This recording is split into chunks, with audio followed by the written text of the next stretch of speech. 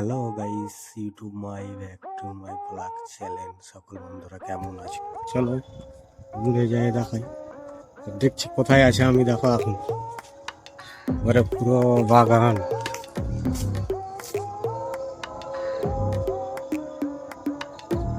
পুরো শুনশান।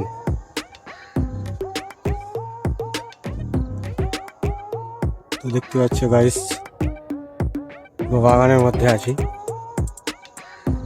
তো এই সামনে যে রাস্তাটা দেখতে পাচ্ছ, এটা দিয়ে আমি যাব। তো